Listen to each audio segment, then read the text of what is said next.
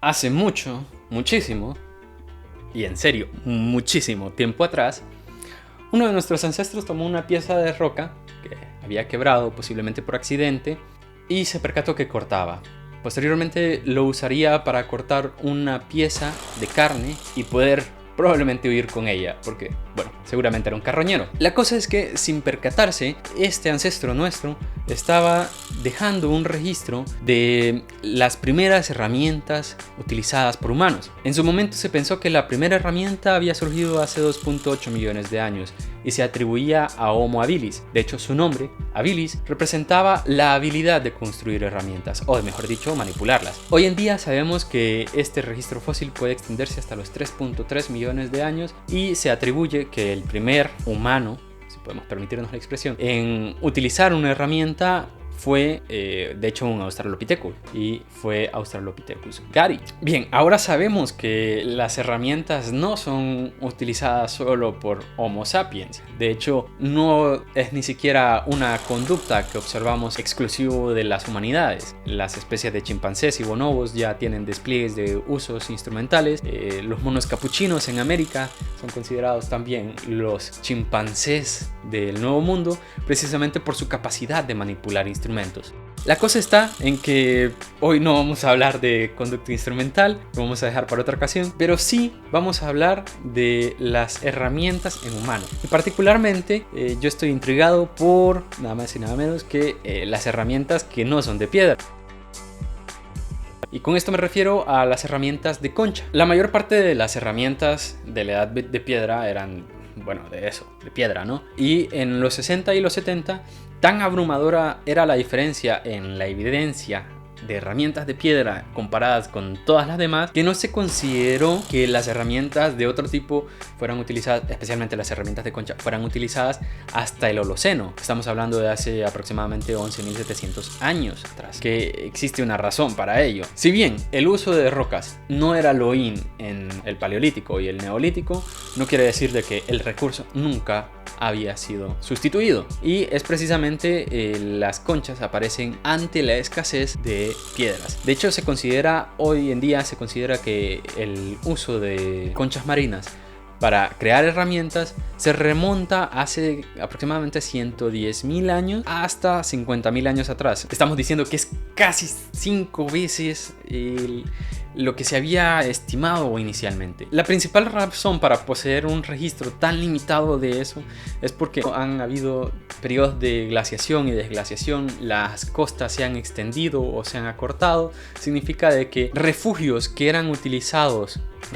costeros que eran utilizados en su momento, pudieron haber quedado sumergidos o pudieron haber quedado tan lejos de la costa que no se consideran sitios arqueológicos, y pues de esa manera es difícil tener un registro de conchas que eran utilizadas como herramientas. Entre algunos de los sitios estudiados que se dedican a la recolección de conchas marinas que fueron utilizadas como herramientas está Grecia e Italia, y en los trabajos que se observaron en esas ocasiones, las conchas eran utilizadas como raspadores. Las piezas encajan casi que a la perfección para ser tomadas por el pulgar. Los raspadores eran utilizados para raspar la carne de los animales de los huesos y así extraer la mayor cantidad posible. La cosa es que las herramientas de este tipo pues tienen dos atributos. Uno, obviamente, son el sustituto de las piedras, pero tienen propiedades mecánicas muy similares a ellas.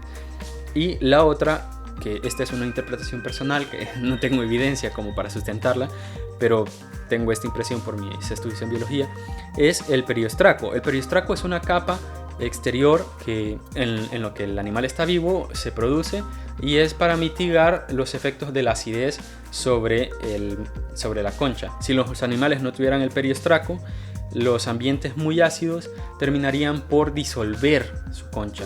El periostraco, en mi opinión, daría una cobertura que facilitaría las propiedades mecánicas, lo mejoraría. Bueno, quién sabe, para el ojo entrenado podría ser fácil identificar entre una concha de un animal que murió hace mucho tiempo y una concha de un animal que murió recientemente. Ahora bien, las conchas que se utilizaban no eran cualquier tipo de conchas. Eran de hecho 2 especímenes que eran elegidos, y de hecho nos da a entender un poco sobre la mentalidad de los seres humanos que los elegían. Las conchas que se utilizaban eran el almejón sangre y la almendra de mar. Lo que nos da a entender esto es pues 2 cosas: que tenían una capacidad de discriminar muy acertada y que entendían por qué lo recolectaban.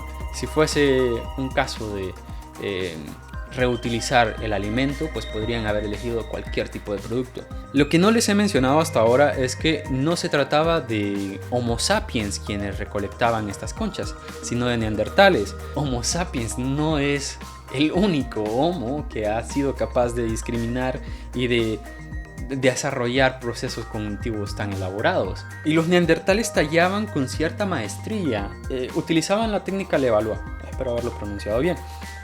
Esta técnica se caracteriza por ser simétrica, por ser más larga que ancha, ser oval o rectangular, y de perfil es bastante achatada. En este sentido, las conchas marinas casi que imploraban ser utilizadas con esta técnica, es decir, se acoplan muy bien al pulgar y las hace ideales para ser utilizadas. En el Pacífico Sur, las conchas de mar representaron una materia prima muy importante. Eran utilizadas para crear azuelas, agujas para tatuar, anzuelos, piezas de juego, es decir, eran utilizadas para todo básicamente, y de nuevo por su importante acción mecánica. Los etnógrafos han identificado que el material era utilizado con una infinidad de propósitos.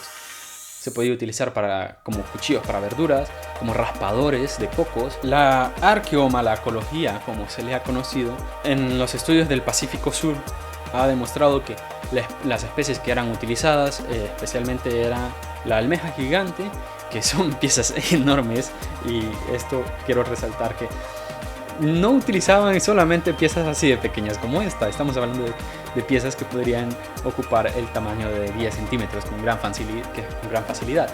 Y utilizaban espacios muy específicos. Utilizaban las costillas de las conchas, que era la parte más dura y más sólida con la que podían trabajar. Aparte de la almeja gigante, también utilizaban caracoles del género Conus. Son caracoles bastante grandes y bastante robustos.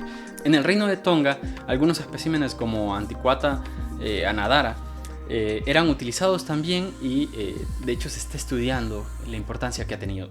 El uso de materiales atractivos, bonitos, como ornamenta, no es necesariamente reciente. La belleza como símbolo de estatus y de poder son mucho más antiguas de lo que creemos, tanto así de que preceden la historia.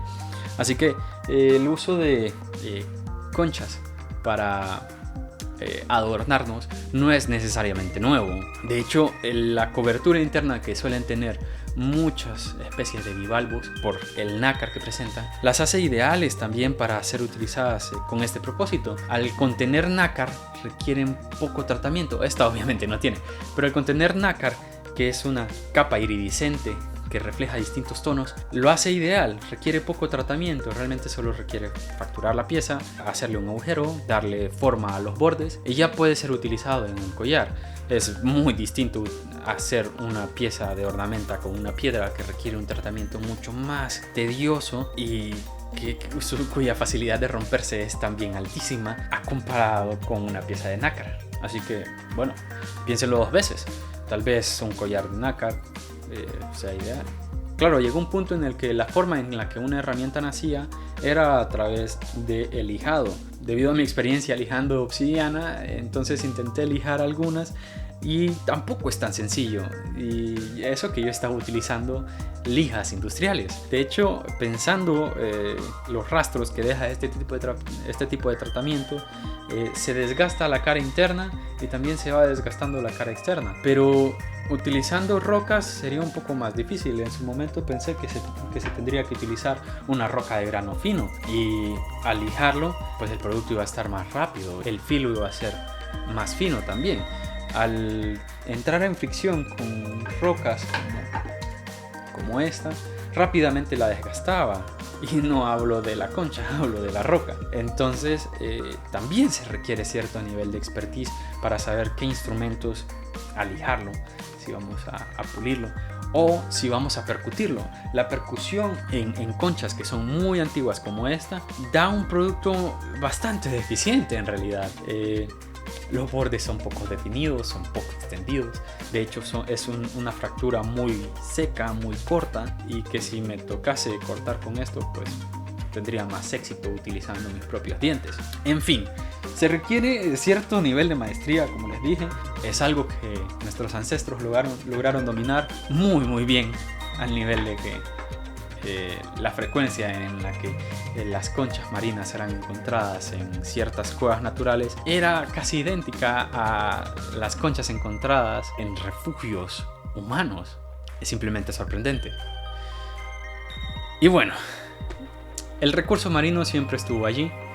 En las áreas costeras era fácil de encontrar, o relativamente fácil de encontrar. Nos ayudó a llegar a donde estamos, quién sabe, posiblemente nos ayude a abrirnos paso por el futuro.